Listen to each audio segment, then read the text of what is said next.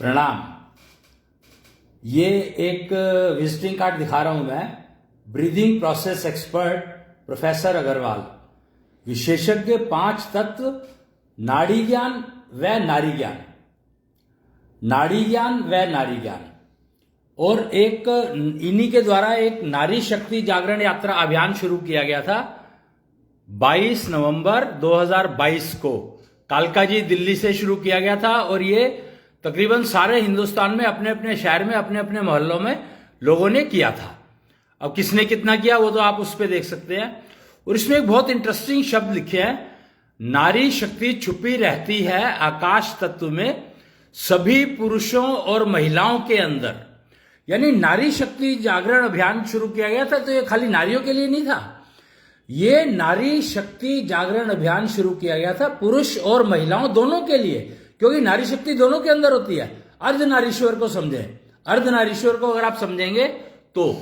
और यहां पर एक ये climate change, international climate change के ऊपर भी ये बैठे हैं प्रोफेसर अग्रवाल। इनका एक कार्यक्रम था, इसमें डिजिटल शंख टेक्नोलॉजी का डिस्प्ले किया गया था। ये जो है ये भीष्म पितामह की उपाधि भी मिली हुई है इनको। अगर आप देखेंगे कोई योगा लवर संस्था है, योगा लवर्स नाम ही बता रहा है, तो उन्होंने भीष्म पितामह की उपाधि दी थी। किस वजह से? कुछ तो लिखा है इसमें, पंचारक। शायद मैं पढ़ के बताता हूं तो बहुत छोटा छोटा लिखा है क्योंकि फोटो छोटी सी है। पंचारक की वो डिस्कवरी की थी इन्होंने। पंचारक यानी जो शरीर को जीवित रखता है, पंचारक। और उसकी डिस्कवरी की थी। और ये शंख टेक्नोलॉजी दिखा रखी है, आप देख रहे होंगे ये शंख है लगा हुआ, और यहां पर ये अश्विनी स्वॉर्ड है, और ये कोई रिवॉल्वर है, सीमाल्वर। ये जर्म्स को मारने के लिए, वायरस को मारने के लिए, एयरबॉर्न वायरसेस को मारने के लिए, ये बॉडी में जर्म्स को मारने के लिए, और शंख टेक्नोलॉजी अपनी इम्यूनिटी बढ़ाने के लिए। तो इम्यूनिटी बढ़ाने के लिए और कम्युनिटी शील्ड बिल्ड करने के लिए, ऑरा। तो ये सब उसके लिए। और इसमें कुछ लिखा है, क्या लिखा है पता नहीं, अग्रवाल तत्व वाले। खैर वो तो कुछ लिखा ही होगा, बहुत कुछ लिखा रहता है।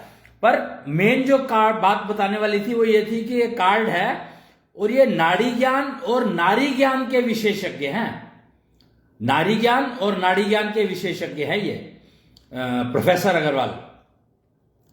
तो मैं आज चर्चा करूंगा, हुआ क्या है एक्चुअली के, चर्चा तो क्या करूंगा मैं, हुआ ये है कि मेरे से एक सवाल पूछा गया। एंकर हूं डिजिटल लिविंग का, और मेरे से एक सवाल पूछा गया कि सर ये नारी ज्ञान क्या है। मतलब उन्होंने कुछ रेफरेंस दिए। उन्होंने कहा सर आप नारी ज्ञान की बात करते हैं तो क्या आपने कभी ओशो को सुना है? मैंने कहा भैया जी ये मैंने तो सुना नहीं है, ये कौन है? तो उन्होंने बताया कि अरे आपने ओशो को नहीं सुना, सारी यंगर जनरेशन उसको सुनती है, और आपके उम्र की तो सारी मेरे ख्याल से उनको सुनती ही थी। मैंने कहा भैया देखो, मैं अपनी उम्र में, जब उम्र तो मेरी अभी भी क्या हुई है वैसे, 60 तो क्रॉस किया है, ज्यादा थोड़ी है। पर उन्होंने कोई 20 साल पहले की बात करूं अगर मैं, या 25 साल पहले की बात करूं, या 30 साल हो सकता है, 40 साल भी हो सकता है, मुझे नहीं पता क्योंकि मुझे ज्यादा जानकारी नहीं है, तो मैं कैसे बताऊं। मैं तो अपना सीधा साधा नौकरी करता था या अपना काम करता था, बिजनेस जो भी एक्टिविटी करी मैंने, टेक्नोलॉजी के अंदर मेरी एक्सपर्टीज थी, उसका मैं उपयोग करता था इंडस्ट्री को फायदा पहुंचाने के लिए। तो मुझे ये कहा कि आप नारी ज्ञान की जब बात करते हैं तो ओशो की बात नहीं करेंगे तो कैसे काम चलेगा। मैंने कहा जी ये कौन है?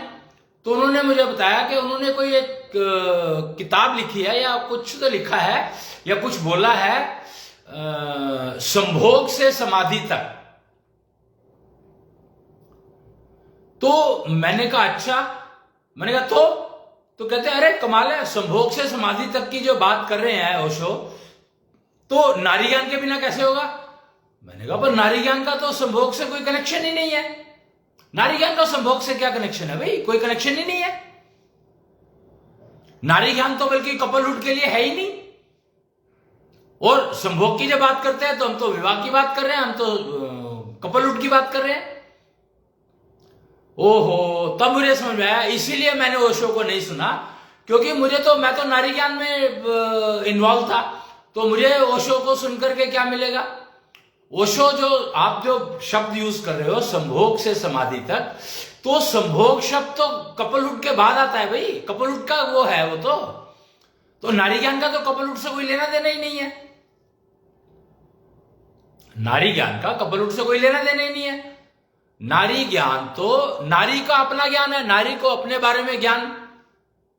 और फिर ये पुरुषों के लिए ये नारी शक्ति जागरण अभियान शुरू किया गया, और इसमें लिखा है कि नारी शक्ति छुपी रहती है, क्या लिखा है, आकाश तत्व में, जो सभी पुरुषों और महिलाओं में होता है। अरे तो मतलब इसका मतलब क्या हो गया, ये कहीं विवाह से कोई लिंक थोड़ी हो गया इसका। आकाश तत्व की बात हो रही है, आकाश तत्व के अंदर नारी शक्ति छुपी रहती है, तो आकाश तत्व तो सबका अपना अपना है भाई, उसमें तो दूसरे से लेना देना क्या है। और आकाश तत्व के अंदर नारी की शक्ति छुपी है, तो अगर आकाश तत्व के अंदर नारी शक्ति छुपी है, तो हम तो नारी शक्ति की बात कर रहे हैं, नारी ज्ञान की बात कर रहे हैं। तो इसमें संभोग और समाधि तो चलो फिर भी मैं एक बार को मान लेता हूं कि समाधि हर एक का इंडिविजुअल है, लेकिन संभोग तो इंडिविजुअल नहीं है, वो तो दो लोग चाहिए। तो संभोग से समाधि का कोई कनेक्शन ही नहीं है नारी ज्ञान से। फिर मैंने उनको बताया कि संभोग एक आसन है, इट्स ए काइंड ऑफ योगासन, योगा का आसन है मात्र। संभोग इससे ज्यादा और कुछ नहीं है। क्यों, आप अगर खजुराहो जाएंगे, मुझे यह भी कहा कि आपने खजुराहो विजिट किया है क्या कभी। मैंने, भैया खजुराहो जाके मैं क्या करूंगा। कहते नहीं, वहां तो सारा का सारा ऐसे ऐसे आसन दिखा रखे हैं। मैंने एग्जैक्टली आपने अभी सही वर्ड पकड़ा कि वहां पर 84 टाइप के आसन दिखाए गए हैं। तो आसन तो योगा में होते हैं, योगा से तो मेरा कोई कनेक्शन ही नहीं है भाई, मैं तो योगा की बात ही नहीं कर रहा हूं, मुझे तो योगा से कोई मतलब ही नहीं है। मैं जब नारी शक्ति की बात करता हूं, मैं जब आकाश तत्व की बात करता हूं, तो इट इज इंडिविजुअल। और पुरुषों में भी नारी शक्ति होती है, अर्धनारीश्वर के रूप में दिखाया गया है कि पुरुष के अंदर भी नारी की शक्ति होती है। वो कहते हैं ना कि हर पुरुष के, सक्सेसफुल पुरुष के पीछे नारी का हाथ होता है।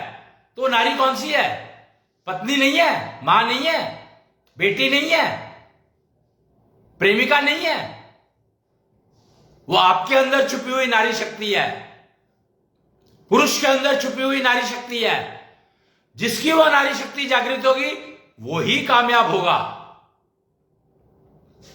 मैं 100% पुरुषों को कामयाब बना सकता हूं, 100% गारंटीड।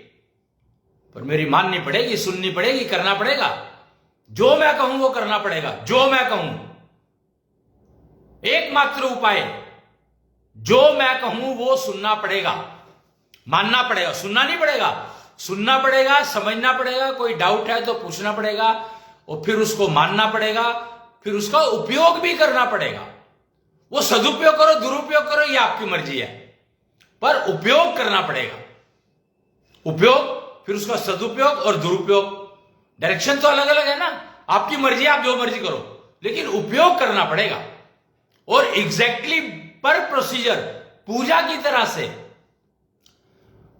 एब्सोल्युटली टर्म्स में है, ये रिलेटिव नहीं है कि उसने इतनी करी तो मैंने इतनी कर ली। नो, हर एक के लिए एब्सोल्यूट है और सबको करनी पड़ेगी और विधिवत करनी पड़ेगी, exactly as per the procedure conveyed to you, because it is made, the procedure is cultivated, developed for you. आपके आकाश तत्व की पोजीशन समझ करके वो प्रोसीजर बनाया गया है, आंख बंद करके नहीं बनाया गया। एक चीज बना दिया और सब खा लो उसको। रोटी, आप एक रोटी की बात करें, अगर मैं तो रोटी की बात करता हूं, तो रोटी, आटा जो है वो कॉमन है, पर जो रोटी बनती है वो सबकी अलग अलग बनती है। हर महिला जो रोटी बनाती है, हर पुरुष जो रोटी बनाएगा, उसका टेस्ट अलग होगा। कारण आकाश तत्व। जितना भी प्रोसीजर्स आप फॉलो करते हैं, उसमें सबसे ज्यादा रोल ही आकाश तत्व प्ले करता है। अगर महिला, घर की महिला गृहिणी संतुष्ट है अपने पति से, तो समझ लो कि उसके खाने का स्वाद का कंपैरिजन हो नहीं सकता किसी से भी। और संतुष्टि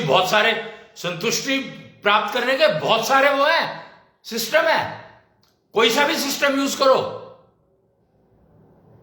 कोई तो झलक देख करके जैसे भगवान जी होते हैं, मतलब पति के अंदर भगवान का रूप देख सकते हो आप।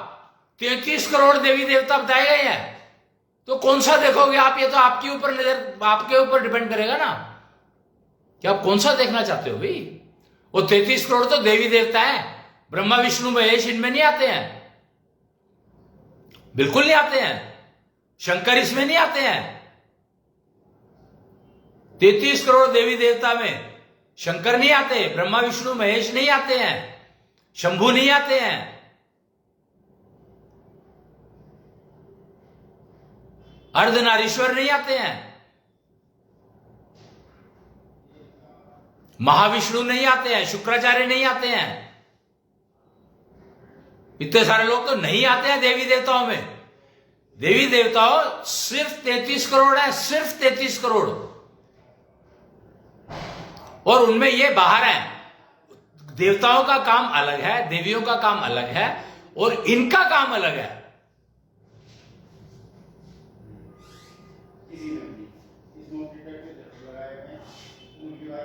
ये समझने वाली बातें हैं। तो मैं नारी ज्ञान के ऊपर बात कर रहा था कि नारी ज्ञान का कोई कनेक्शन नहीं है विवाह से, कोई कनेक्शन नहीं है संभोग से, कोई कनेक्शन नहीं है। वो कहते हैं कि छुरी खरबूजे पर गिरे और खरबूजा छुरी पर गिरे, कटेगा तो खरबूजा ही। पर जो कटा कटाया खरबूजा हो तो वो उसका क्या कहोगे, उसको क्या कहोगे आप? तो ये सब मतलब भ्रमित डायलॉग है। इनके पीछे जाओगे तो कुछ मिलने वाला नहीं है, कुछ नहीं मिलने वाला, बेकार है। नारी शक्ति की बात करो, नारी शक्ति, नारी ज्ञान की बात करो। नारी ज्ञान खाली नारियों के लिए है, पुरुषों के लिए नारी ज्ञान नहीं है। पुरुष नारी ज्ञान सीख के क्या करेगा? मतलब कमाल है। पुरुष कहता है नारी के बारे में कोई नहीं जान सकता। भैया नारी नहीं जानती नारी के बारे में, तो पुरुष कैसे जानेगा? जब नारी ही नहीं जानती नारी के अपने, मतलब नारी अपने बारे में नहीं जानती है, तो पुरुष कैसे जानेगा? मां को ही तो पहला गुरु कहा गया, तो मां जो सिखाएगी वही तो बेटा सीखेगा। इसलिए नारी शक्ति जो विषय है, सब्जेक्ट है, वो नारियों के लिए है, कन्याओं के लिए है, लड़कियों के लिए है। वो यही एजुकेशन है उनकी, प्राइम एजुकेशन यही होनी चाहिए। कैरियर तो वो बहुत बढ़िया, अगर उनकी ये नारी की एजुकेशन देनी शुरू कर दो आप। 6 साल की लड़की जब होती है, 4 साल की लड़की को शुरू कर देना चाहिए ये ज्ञान, नारी ज्ञान का ट्रेनिंग। और टीनेज यानी 22 साल तक चलती है, 4 साल से लेकर 22 साल तक। आप सोच नहीं सकते कि कितना मतलब नारी शक्ति का सब्जेक्ट कितना वास्ट है, कितना बड़ा है। उसको सुनना है, उसको समझना है उम्र के हिसाब से, और फिर उसको उपयोग करना है, और सदुपयोग ही करना है, दुरुपयोग नहीं कर सकती। दुरुपयोग करेगी तो अपना नुकसान, सदुपयोग करेगी तो अपना फायदा। सिंपल स्ट्रेट लॉजिक, कोई चक्कर ही नहीं है इसमें, प्रॉब्लम ही नहीं है कोई। पर एजुकेशन बहुत लंबी है। कैरियर तो आप 1 साल में बना सकते हो, 6 महीने में बना सकते हो, 3 महीने में बना सकते हो। कैरियर बनाना कोई प्रॉब्लम नहीं है। पर नारी ज्ञान सीखना और फिर नारी शक्ति को जागृत रखना, उसको मेंटेन रखना, वो है एक सबसे बड़ी जो चुनौती है। वुमेन एम्पावरमेंट, ये है वुमेन एम्पावरमेंट। आपको एम्पावरमेंट तो इतनी मिल सकती है कि आप सोच नहीं सकती, और उसके लिए आप लेने के लिए आप तैयार करो अपने आप को। कब तैयार करोगे? जब आपको पता ही नहीं है तैयारी क्या करनी है, तो तैयार करोगे कैसे? E² फिजियो वर्चुअल इंस्टीट्यूट बन चुके हैं, embedded system training institute available है, जहां पर यह ट्रेनिंग करवाई जाती है। ऑनलाइन भी अवेलेबल है, ऑफलाइन भी अवेलेबल है। पर यस, महंगी है। मेडिकल की ट्रेनिंग 1 करोड़ में हो जाती होगी, नारी शक्ति जागरण नारी ज्ञान की जो ट्रेनिंग है वो कम से कम 5 करोड़ की होगी, कम से कम बता रहा हूं मैं। आप देख लो, आप पैसे कमाओगे तो कर सकते हो ये काम। आज के उससे बात कर रहा हूं मैं, जो आज की जो रुपए की वैल्यू है और जो आज डॉलर और रुपए की वैल्यू है उसके हिसाब से कह रहा हूं मैं, ये कम ज्यादा हो सकती है समय के हिसाब से और करेंसी की स्ट्रेंथ के हिसाब से, क्योंकि करेंसी ऊपर डिपेंडेंट है तो मैं कुछ कर नहीं सकता इसका, पर अवेलेबल है, जो लोग अफोर्ड कर सकते हैं उनके लिए अवेलेबल है।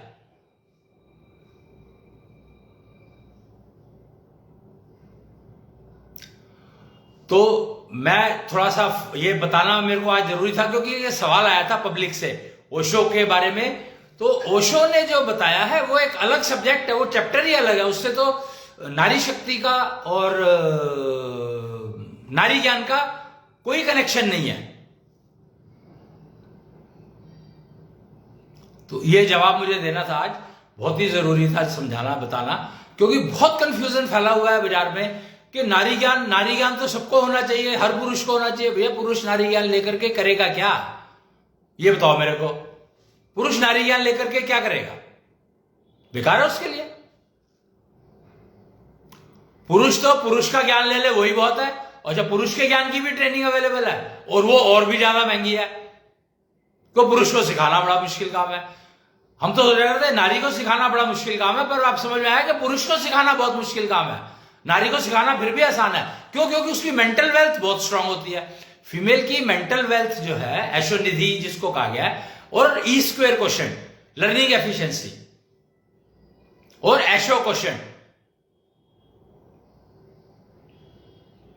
तो ई स्क्वेयर क्वेश्चन बड़ी अच्छी होती है नारी की, पुरुष की बहुत पुअर होती है।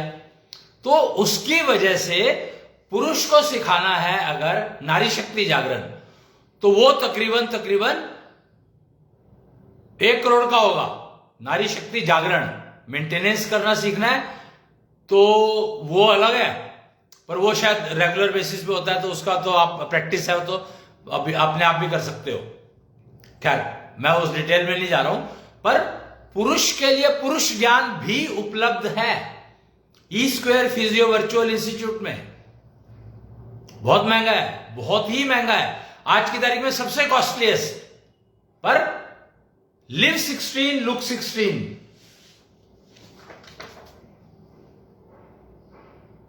अगर आपको ये चाहिए, आप इस विधा में आना चाहते हैं लुक 16 लिव 16 की, तो आपको ये समझना होगा। आप देख लीजिए, लिव 16 लुक 16 पॉसिबल है ये, पर नारी शक्ति जागरण के लिए के हिसाब से संभव है ये। नारी शक्ति जागरण के हिसाब से संभव है ये चल नहीं रहा, पता नहीं क्या हो गया इसको। खैर, तो मैं ऐसे कर देता हूं, मेरे ख्याल से मैं दिखाई दे रहा हूंगा। तो मैं जो बता रहा था आपको, नारी शक्ति के बारे में बता रहा था मैं आपको, तो वो आप कुछ कुछ तो समझ गए होंगे। और हाँ, ये वापस आ गया। तो मैंने आपको जागृत किया है। एक आज ना 9 तारीख है, एक्चुअली 9 दिसंबर, 9 पूर्णता का शब्द कहा गया है। अर्धनारीश्वर थे एक तो, और ये जो 9 है, 9 का मतलब पूर्ण पुरुष और पूर्ण नारी।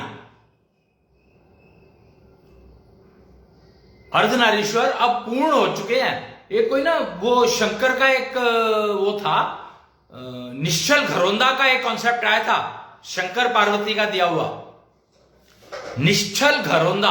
घरोंदा क्या होता है? घरोंदा पता है आपको? आपको घरोंदा ही नहीं पता होगा मेरे ख्याल से। घरोंदा क्या होता है? घरोंदा एक जगह है करनाल के पहले, करनाल के उस तरफ कुरुक्षेत्र है और इस तरफ घरोंदा है। माइंड इट, बहुत इंपॉर्टेंट है ये बात समझनी। घरोंदा का मतलब होता है, एक शब्द सुना होगा घर, एक शब्द सुना होगा मकान। मकान तो कोई भी बना सकता है, कोई भी, पर उसको घर बनाता है कौन? स्त्री? नहीं नहीं नहीं नहीं नहीं नहीं, ये बहुत ही गलत फहमी है कि घर स्त्री बनाती है। मतलब कमाल है, कितना कंफ्यूजन फैला है भाई, कि घर स्त्री नहीं बनाती है, घर युगल बनाता है। युगल घर बनाता है, घर। और घरौंदा वो युगल जिनकी दोनों की नारी शक्ति जागृत। बच्चे को आने से वो घरौंदा नहीं बनता है। ये भी एक बहुत बड़ा कंफ्यूजन है कि बच्चों के आने से पूर्णता आती है। गलत है, बहुत ज्यादा गलत चीजें फैली हुई हैं कि पूर्णता तो आती है युगल बनने से, और दोनों की नारी शक्ति जागृत हो, और नारी को नारी का ज्ञान हो,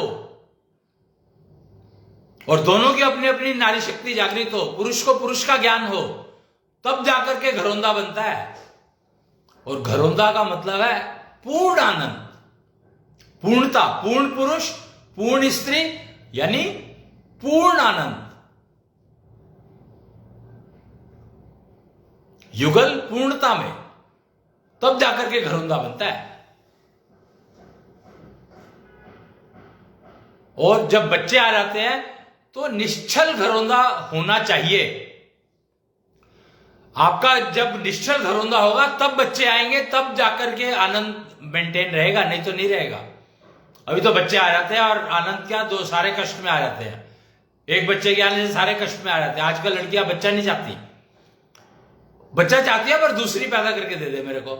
मतलब कमाल है। पर आजकल क्या है, तो पहले भी चलता था। अभी बताया मेरे को किसी, कई कपल ऐसे मिले जिन्होंने बच्चा पैदा करके और अपनी ननद को दे दिया, सास को दे दिया, या किसको दे दिया, जिठानी को दे दिया, उनको हो नहीं रहा था। तो पहले भी ऐसा होता था, पर पहले जिनको प्रॉब्लम होती थी शायद उनके साथ होता हो, मुझे नहीं पता। पहले की बात आप खोज करो, अब मेरे को नहीं बताया इस बारे में। मतलब मेरे को तो जो चर्चा ज्ञान एंकर हूं, बोलता हूं तो लोग मेरे से सवाल पूछते हैं, मुझे बताते हैं बहुत कुछ। सुनना मेरी मजबूरी है, सारा कुछ तो मैं नहीं सुनता हूं, क्योंकि एंकर हूं तो बोलना ज्यादा काम है मेरा, पर फिर भी सुनना भी पड़ता है थोड़ा बहुत। सवाल तो सुनने ही पड़ेंगे, तभी जवाब दे पाऊंगा। तो ये जो चल रहा है, एक नया सिस्टम शुरू हुआ है, embedded technology of Sanatan culture. Sanatan culture के अंदर जो छुपी हुई टेक्नोलॉजीज हैं, उनको दिखाने का काम, उनको बताने का काम चल रहा है कृष्णेंद्र कथा में। अब कृष्णेंद्र कथा मैं आपको कैसे दिखाऊं मुझे नहीं पता। यह कृष्णेंद्र प्रचारिका है, आप देख रहे होंगे नीचे लिखा है कृष्णेंद्र प्रचारिका। कृष्णेंद्र प्रचारिका, कृष्णेंद्र कौन है? ब्रह्मांडधीश। पहले द्वारकाधीश थे, कृष्ण बने थे, कृष्ण थे तो द्वारकाधीश, ब्रह्मांडधीश बने हैं तो कृष्णेंद्र बने। तो कृष्णेंद्र कथा के रूप में अब embedded technology of Sanatan culture को बताया जा रहा है। उसी के अंदर आती है नारी शक्ति जागरण, उसी के अंदर आते हैं पंच तत्व, उसी के अंदर आते हैं पंच बीज, उसी के अंदर आते हैं पंचभूत, उसी के अंदर आते हैं पंच महाभूत, उसी के अंदर आता है कम्युनिटी। कम्युनिटी मीन्स जो कर्ण के पास कवच और कुंडल थे। तो कुंडल का तो मुझे नहीं पता, पर कवच को कम्युनिटी कहा गया है। तो वो कवच आप अपने आप बना सकते हैं। कर्ण ने अपने आप बनाई थी वो कवच और कुंडल, अपने आप बनाए थे, जन्म से थे उसके साथ। तो गर्भ में ही पैदा कर लिए थे उसने, बना लिए थे वो सारे के सारे। मतलब कर्ण को कितना ज्ञान रहा होगा, सोचो आप। सूर्यपुत्र तो थे ही, तो ज्ञान तो अपने आप ही आ जाएगा, चमक सब कुछ। तो उन्होंने गर्भ में रहते ही कवच और कुंडल विकसित कर लिए थे। अब कवच और कुंडल का फर्क क्या है? कवच जो है वो एक किस्म से, आज की आप अगर वो करो ना, क्या कहते हैं उसको, बुलेट प्रूफ जैकेट। कवच यानी शरीर को ढकता है, आपके हृदय को बचाता है, हार्ट को बचाता है, लंग्स को और हार्ट को बचाता है। और उसके साथ में जो भी बच पाए, कवच जितना बड़ा बना लोगे आप। लेकिन आपके इसको कौन बचाएगा? तो इसको बचाता है कुंडल। कुंडल यानी आपके उसमें कानों के थ्रू गलत एनर्जी प्रवेश नहीं कर सकती। कोई भी तरह की नेगेटिव एनर्जी ज्यादातर आपके जो शरीर में नेगेटिव एनर्जी जाती है वो कानों से जाती है। पता है आपको इस बात का? आंखों से नहीं जाती, नाक से नहीं जाती, मुंह से नहीं जाती, ज्यादातर नेगेटिव एनर्जी आपकी कानों के माध्यम से जाती है। यही है ज्ञान, यही है पुरुष ज्ञान और स्त्री ज्ञान के हिस्से, पार्ट्स, यही बताया जाता है, यही सिखाया जाता है। और इसको कैसे प्रोटेक्ट करना है, कि कम्युनिटी शील्ड, कम्युनिटी शील्ड एक ऐसी है जो आप पूरी बिल्ड कर सकते हो चारों तरफ अपने, ऑल राउंड। लव और कुश को देखो, जब वो युद्ध कर रहे थे राम से, तो उन्होंने उनके चारों तरफ गुरु ने एक शील्ड बना दी थी चारों तरफ, तो कोई भी बाण, राम जी का छोड़ा हुआ भी कोई भी बाण उनको टच नहीं कर पाया था। तो वो है कम्युनिटी शील्ड। और सोचो लव कुश की एज, उम्र कितनी थी उस समय में जब वो युद्ध हुआ उनका, 6, 7, 8 साल। तो कम्युनिटी शील्ड गर्भ में बननी शुरू हो जाती है। अगर मां चाहे तो गर्भ में ही कम्युनिटी शील्ड बिल्ड करना शुरू करवा सकती है उसकी, बच्चे की जो अंदर है। इसीलिए कहा गया है कि जब गर्भ में हो बच्चा तो उसको बेटा मानो, लड़का मानो, लड़का ही होगा, हो चाहे कोई भी जेंडर कोई भी हो, लेकिन मान के चलो कि आपके अंदर बेटे की तरह से पालना है उसको, चाहे बेटा है या बेटी है, पालना उसको बेटे की तरह से है गर्भ के अंदर। तो कम्युनिटी शील्ड बेटे की तरह से पालने का मतलब क्या हुआ, कम्युनिटी शील्ड बिल्ड करते जाओगे उसकी, क्योंकि कर्ण से नाम आया है तो इसलिए इसका बेटा कहा गया है।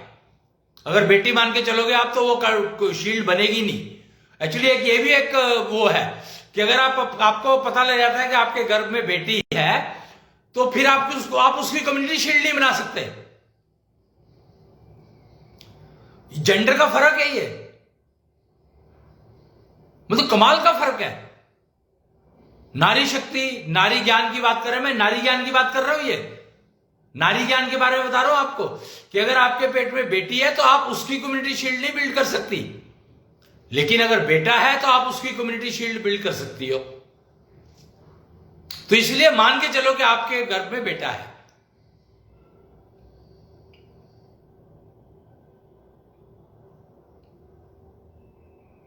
और बल्कि मैं तो एक स्टेप और आगे जाके कहूंगा कि आप मान के चलो कि आपके गर्भ में, बल्कि मैंने ये बताया भी था कल कि आपके गर्भ में पिता आया है, आपका पिता आया है, लड़की का पिता आपके गर्भ में आया है। ऐसा कैसे हो सकता है, अंश।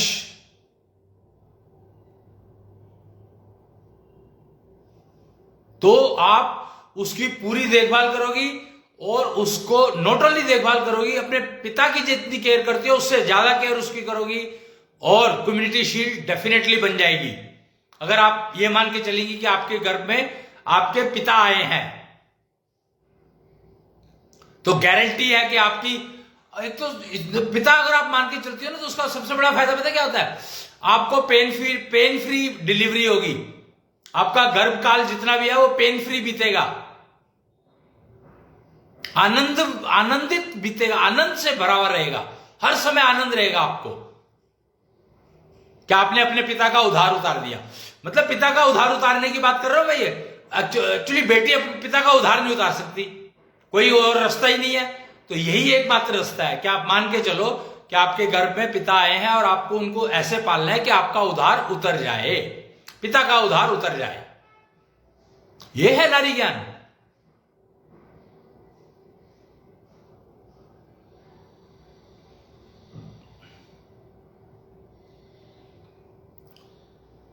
गर्भ में आने का पता कब लगता है, गर्भ में बच्चा आ गया है ये पता लगता है 1 महीने के बाद, 1.5 महीने के बाद।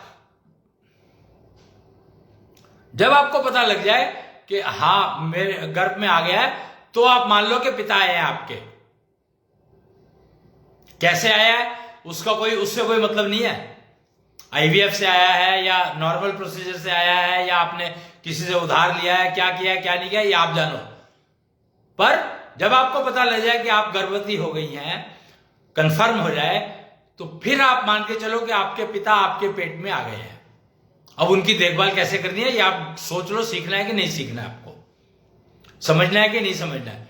डिवाइन चाइल्ड डिलीवरी, उसके ये स्टेप्स हैं, डिवाइन चाइल्ड डिलीवरी के स्टेप्स हैं ये।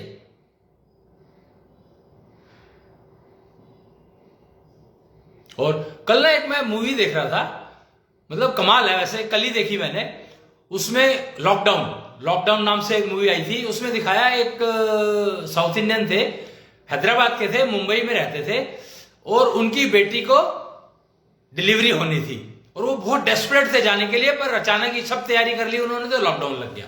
हेल्थ उनकी बहुत पुअर थी, बहुत अच्छी नहीं थी, पर वो जाना चाहते थे, उनका एंथू बहुत था, बहुत इतना एंथू, मतलब परफेक्ट नाना जिसको कहते हैं।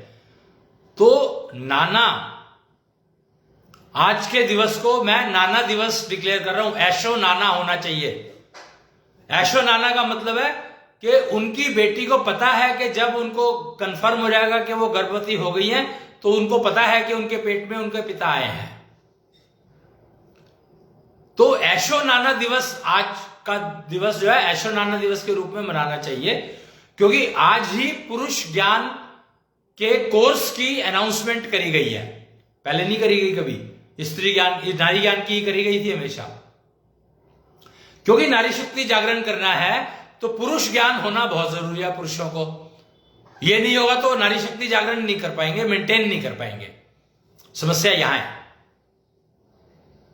तो इसलिए मुझे ये बताना था आपको, तो मैंने आपको ये जानकारी दी। और ऐशो नाना दिवस हो गया आज का, और कल का जो था वो ऐशो नानी दिवस था, अन्यानी सभ्यता। अब ये अन्यानी सभ्यता के तरफ से आए हैं ये सारी इंफॉर्मेशन, अन्यानी सभ्यता से खोज करी गई है। अन्यानी सभ्यता मतलब अहंकार नहीं, अहम ब्रह्म। अहम ब्रह्मास्मि का जो मतलब है वो ये कि अहंकार नहीं, अहम ब्रह्म। अहम ब्रह्म का मतलब है जिसमें अहंकार शून्य हो, अहंकार शून्य हो।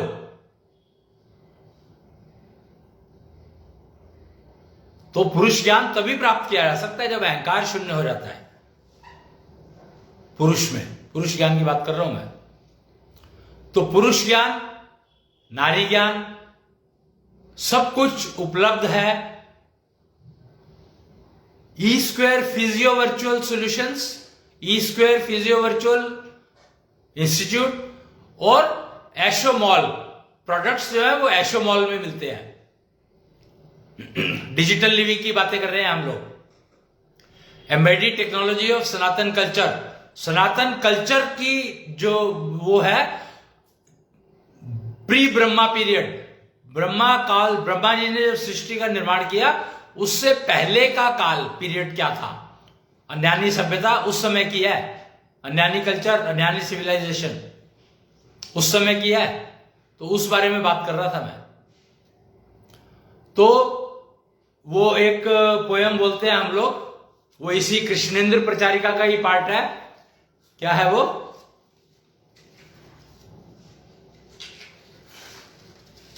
जी, ये है नहीं यार, ये बहुत ही मतलब कमाल है। ये प्रचारिका छोटी सी है, 10 पेज की, 12 पेज की होगी, पता नहीं 8 पेज की है। और इसमें कैसे कैसे पोएम्स हैं कि जो कमाल है अपने आप में। ये मतलब ये है योग एंड योगा, योग एंड योगा की पोएम है। मैं इसको जरा आपको दिखाऊंगा वैसे करके और फिर बोल के सुनाऊंगा, तो देखता हूं संभव क्या संभावना बनती है जी। तो ये है पोएम योग एंड योगा। ये कहती है, योग व योगा इसी से सब कुछ होगा, जो अपनाएगा इसको कष्ट मुक्त ही होगा। कमाल है। योग एंड योगा दो अलग अलग शब्द हैं, एक ही शब्द नहीं है, दो अलग अलग शब्द हैं, योग और योगा। तो आप योगा करते हो तो आसन, और योग करते हो तो ज्ञान, नारी ज्ञान और पुरुष ज्ञान। तो योग व योगा दोनों करने हैं आपको, और इसी से सब कुछ होगा, जो अपनाएगा इनको इसको कष्ट मुक्त ही होगा। यानी योग एंड योगा को अपना लोगे तो कष्ट मुक्त हो जाओगे। जिसने न अपनाया कष्ट उसने ही भोगा। योग व योगा, जिसने ना अपनाया कष्ट उसने ही भोगा। मतलब एक भी अगर मिसिंग है तो कष्ट होगा। जिसने भी अपनाया आनंद उसी ने भोगा। योग व योगा फिर नहीं चाहिए कोई दरोगा, होगा होगा होगा आनंदित जीवन होगा, योग व योगा। कमाल की पोएम है ये। और एक पोएम है, इसको कहा गया है कुच्छल एंथम। ये कहता है जन मन तन अधिनायक समझाता। जन तन मन का अधिनायक कौन है? मैं। अभारत आभारत पृथ्वी ही भाग्य की विधाता। अभारत नहीं है, आभारत। आभारत, भारत का मतलब नहीं यहां पे, आभारत, आभा से रति हुई, आभा से भरी हुई। आभारत पृथ्वी ही भाग्य की दाता। भाग्य की दाता, भाग्य विधाता नहीं है, भाग्य की दाता है। और पृथ्वी की माता कल बताई थी गाय, क्योंकि गाय पृथ्वी को पालती है। आभारत पृथ्वी ही भाग्य की दाता, जिसका भी कृष्णांश न जागा वो है सबसे बड़ा अभागा। कृष्णांश यानी आपके अंदर का जो भगवान है वो अगर नहीं जागा हुआ तो आपका जीना बेकार है, अभागे ही हो, आपकी किस्मत फूटी है अगर आप अपने अंदर के कृष्णांश को नहीं जगा सकते। कमाल है वैसे। कृष्णांश जगाने का राग अलापा, दसों दिशाओं में जो व्यापा। कृष्णांश जगाने का राग मतलब दसों दिशाओं का मतलब हवा तो चारों तरफ है, दसों दिशाओं में है हवा तो, और हवा की ऊर्जा कृष्णांश है, उसी को यूज करके आपको अपने अंदर का कृष्णांश जगाना है, तो इतना ही तो काम है। तो कृष्णांश जगाने का राग अलापा, दसों दिशाओं में जो व्यापा, यानी हवा जो दसों दिशाओं में है उसका उपयोग करो कृष्णांश जगाने के लिए। मंगलकारी बना तत्व आकाशा। कमाल है, कब की लिखी हुई है ये किताब? 2016, 18/10/2016 की है ये किताब। और उसमें आकाश तत्व की बात करी गई है कि मंगलकारी बना तत्व आकाशा, जय विजय की लहराई पताका। तत्व आकाशा का मतलब, मंगलकारी बना तत्व आकाशा का मतलब है कि आपकी नारी शक्ति जागृत हो रही है या हो गई है और आप उसको मेंटेन कर पा रहे हो। जन मन तन अधिनायक समझाता, आभारत पृथ्वी ही भाग्य की दाता। तो ये कुच्छल एंथम है इसी किताब के अंदर, इसी पुस्तक में से, कृष्णेंद्र प्रचारिका में से मैंने आपको पढ़कर के सुनाया। और कौंजल्यला है मानव जगत का शुभ चिंतक, निश्चल गुरुजी भी कहलाते हैं। आप देख लेना ये क्या है क्या नहीं है, वो मेरे को नहीं पता, पर इसमें कौंजल्यला मूल वाक्य है, प्राणाचार्य मूल वाक्य भी है, इसी का एक्सटेंशन है। तो वो मैं आपको और पढ़ के सुनाना चाहूंगा, बहुत इंपॉर्टेंट है, बहुत इंटरेस्टिंग है। टाइम थोड़ा सा ज्यादा ले रहा हूं मैं। कौंजल्यला मूल वाक्य है ये आप, वो उनकी फोटो भी शायद बनी हुई है, उन्हीं की होगी मेरे ख्याल से। अहम सत्यम जगत सुंदरम, अहम शवम शिवम, पंच तत्व सत्यम, पंचारक सत्यम, योग व योगा सत्यम, कृष्णांश ही आत्मा सत्यम, सत्यम शिवम शवम। इसमें सत्यम शिवम शवम नहीं है, वो प्राणाचार्य मूल वाक्य में है। अगर आप समय चक्र देखेंगे तो उसमें मिल जाएगा आपको, ये प्राणाचार्य मूल वाक्य इसमें लिखा हुआ आप देख सकते हैं। तो इसमें देखिए लास्ट में रखा है सत्यम शिवम शवम। तो इसका मतलब है कि मैं जीवित हूं तो मैं सत्य हूं, और अगर मैं सत्य हूं और मेरा नारी तत्व जागृत है, नारी शक्ति जागृत है, तो मेरे को जगत सुंदर दिखाई देगा। और अहम शवम शिवम यानी मैं मृत्यु की तरफ जा रहा हूं, मरना अटल सत्य है तो मैं मरने की तरफ जा रहा हूं, पर अभी मैं जीवित हूं। शिवम का मतलब जीवित हूं। पंच तत्व सत्यम, पंच तत्व तो सत्य है ही है। पंचारक सत्यम, पंच तत्व को जो जीवित रखता है वो पंचारक है। और योग एंड योगा, योग भी सत्य है और योगा भी सत्य है। कृष्णांश ही आत्मा सत्यम, यानी आपके अंदर जो भगवान बैठे हैं उनको आत्मा कह दिया गया है, तो वही कृष्णांश है, और उसको जगाने के लिए हवा की ऊर्जा का उपयोग करना जरूरी है आपको, अगर आप कर सकते हैं तो आज के लिए इतना ही। इतनी शक्ति हमें देना माता, मन पे विश्वास कमजोर होना, अनेक रस्तों में है एक रास्ता, भूल कर भी कोई भूल होना। तो ये रास्ता जो मैं मांग रहा हूं वो मांग रहा हूं उस गौशाला का रास्ता जहां पर पृथ्वी की मां रहती है, उस गौशाला का रास्ता जहां पर पृथ्वी की मां रहती है, यानी मेरी नानी हो गई। तो ऐशो नानी, मैं नानी के घर जाना चाहता हूं, वो रास्ता मुझे भूल ना हो जाए, मेरे से गलती ना हो जाए, ऐसा रास्ता मुझे बताना। तो उसके साथ मैं आज का कार्यक्रम यहीं पर समाप्त करता हूं। प्रणाम।